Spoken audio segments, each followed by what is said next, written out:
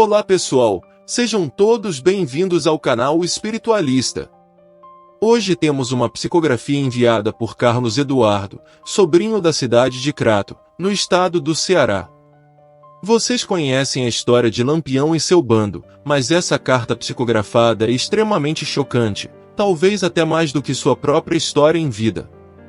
Vocês sabem como foi o seu desencarne, mas certamente não têm ideia do que aconteceu logo após, e é isso que vai deixar vocês chocados e surpresos. Antes de irmos para a psicografia, quero convidá-los a deixarem seus nomes para o nosso círculo de oração, que acontece todas as sextas-feiras às 18 horas em nosso centro espiritualista. Se você ou alguém que você ama está sofrendo com doenças, desemprego, vícios em álcool e outras drogas, ou apenas precisa de uma oração, deixe seu nome, pois iremos orar por você e enviar boas vibrações.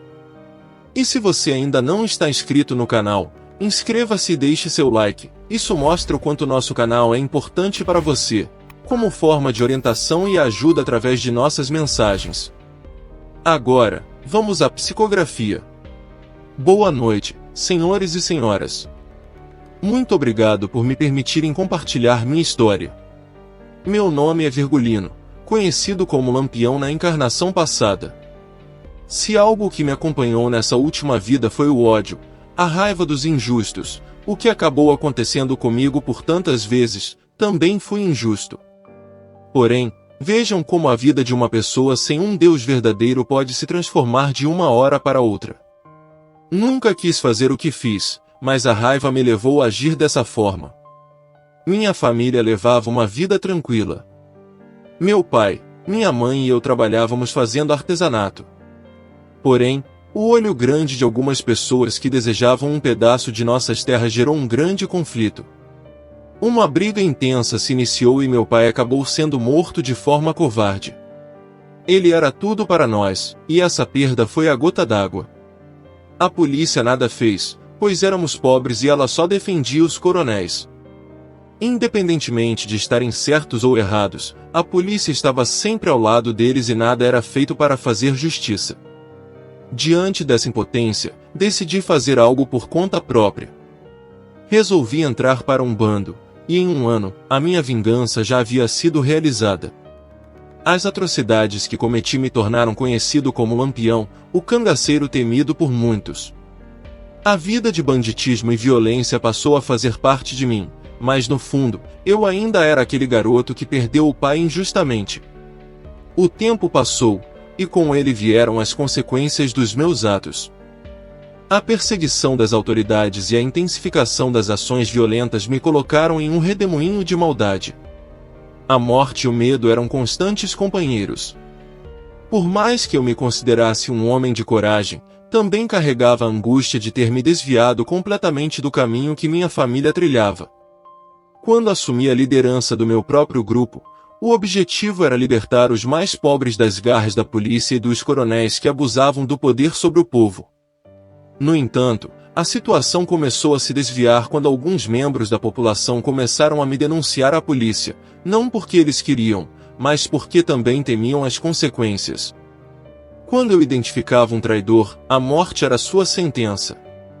Em meio a isso, percebi que estava matando o meu próprio povo, aqueles que jurei proteger. Nosso bando costumava redistribuir o dinheiro dos ricos para os mais necessitados, mas, em determinado momento, comecei a guardar para mim. A perseguição se tornou constante, minha cabeça tinha um alto preço e até mesmo a destemida Maria Bonita não aguentava mais fugir. Um ato covarde nos levou a uma emboscada na Grota do Angico, onde fomos cruelmente massacrados. Hoje, compreendo que vingança não é o caminho e que a justiça deve estar nas mãos de Deus, mas a crueldade com que fomos tratados ainda fazia efeito. Nossos corpos, que eram sagrados por Deus, foram expostos por mais de 3 décadas, sem sequer serem enterrados. Nossa história de vagantes começou, e apesar de não estarmos mais vivos, nossa raiva e rancor não nos abandonaram. Permanecemos ligados à terra, incapazes de deixar para trás o ódio que nos consumia. Encostávamos-nos àqueles que julgávamos ter feito mal, atormentando a todos que estiveram envolvidos com o grupo de João Bezerra, meu algoz.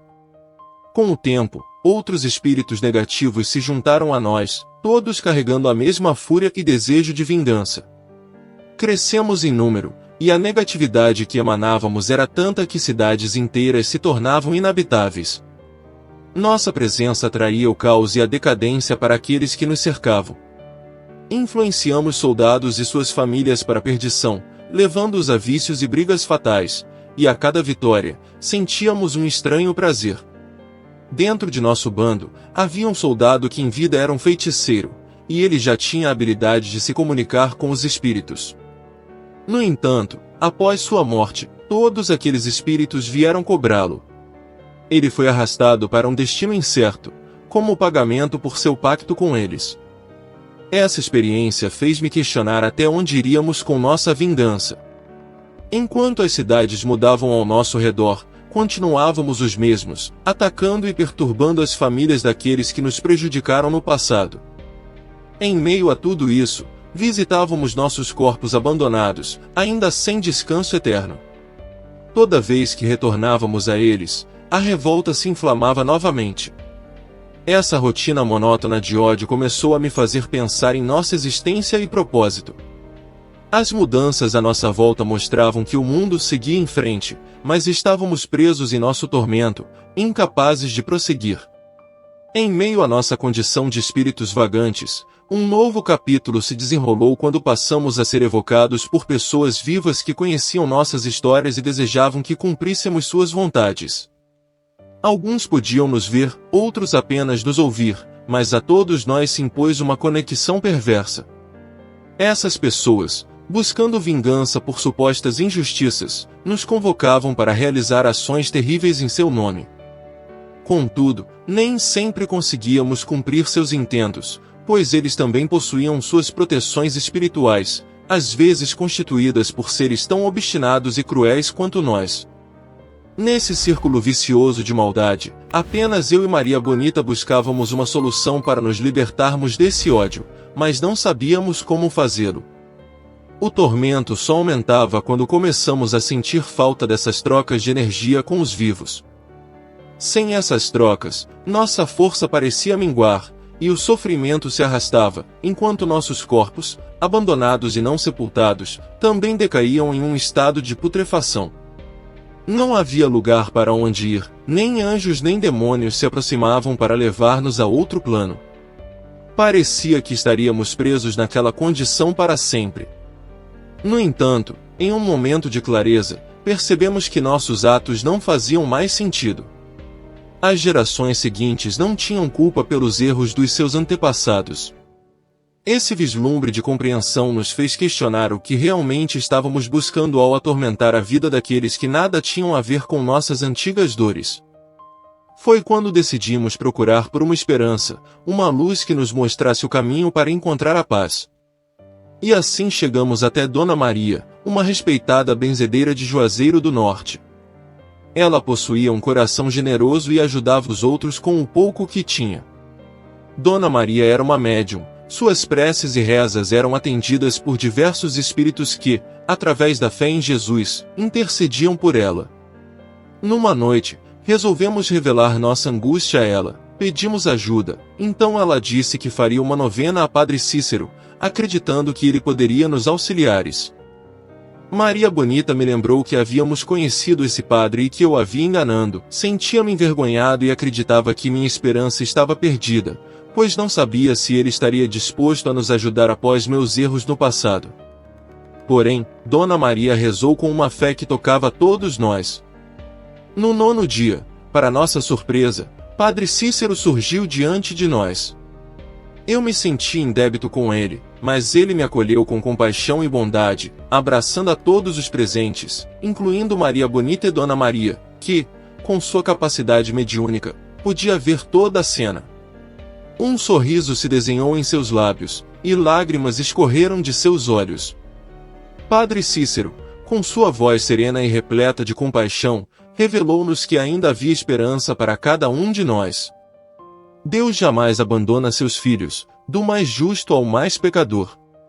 Seu amor é incondicional, mas repudia os pecados que cometemos. Para alcançar a salvação, era necessário um arrependimento verdadeiro e enfrentar a penitência no que hoje é chamado de umbral, um local de purgação de nossos erros. Dona Maria, com seus olhos cheios de fé, via tudo o que estava acontecendo.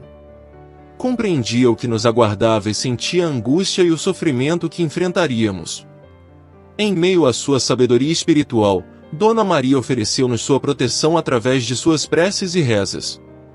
Naquele momento, o Santo Padre e a abnegada benzedeira uniram suas vozes em uma reza, irradiando luz e calor. O coração puro e generoso de Dona Maria emanava uma energia reconfortante, proporcionando-nos forças para enfrentar o desafio que nos aguardava. Padre Cícero cumpriu sua promessa e nos conduziu ao purgatório, onde deveríamos expiar nossos pecados. Ele nos encorajou a permanecermos unidos e manter a fé em Cristo, pois um dia ele voltaria para nos resgatar.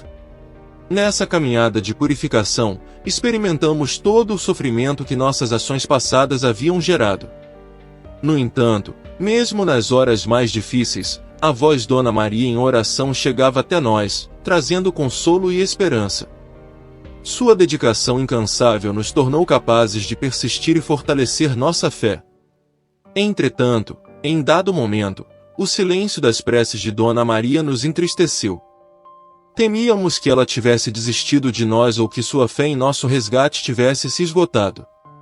Sentíamos-nos desamparados e solitários, mas ainda assim permanecemos unidos, tal como ela havia nos aconselhado.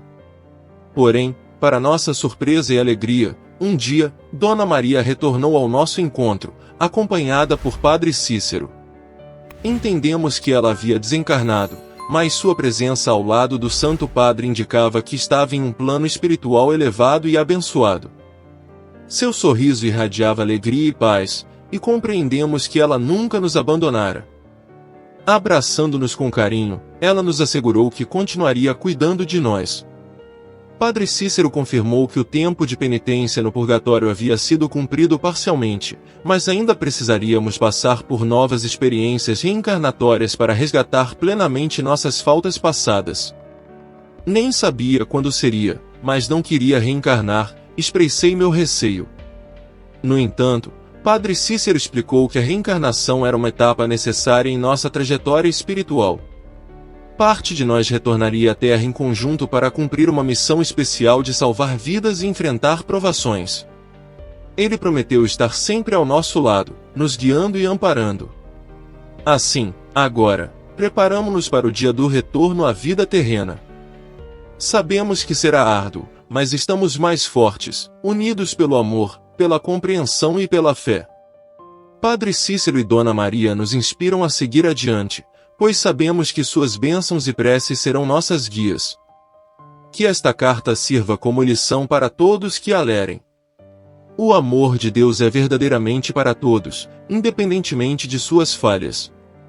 Nossa história de arrependimento e redenção é prova disso. A esperança sempre nos encontrará, seja nas mãos de um santo, seja no coração de uma simples e dedicada benzedeira. Deus seja louvado e viva Padre Cícero! Que sua luz continue guiando nossos passos, e que a dedicação de Dona Maria inspire a todos a espalhar o amor e a compaixão em cada esquina deste vasto universo espiritual. Nossa missão está prestes a começar, e, com a graça divina, enfrentaremos cada desafio com coragem e fé. Que a paz esteja com todos nós! Essa foi a psicografia de Lampião. O que acharam? Deixem aí nos comentários a opinião de vocês e muito obrigado por terem chegado até aqui. Para eu saber que você assistiu até o final, escreva nos comentários a cidade onde você mora. Ah, mais uma informação importante, muitas pessoas me perguntam se só posto psicografias de famosos. Quero orientá-los a lerem a descrição dos vídeos, pois lá tem algumas playlists, e uma delas contém psicografias de pessoas não famosas. Clique lá para conferir. Um grande abraço a todos e fiquem com Deus.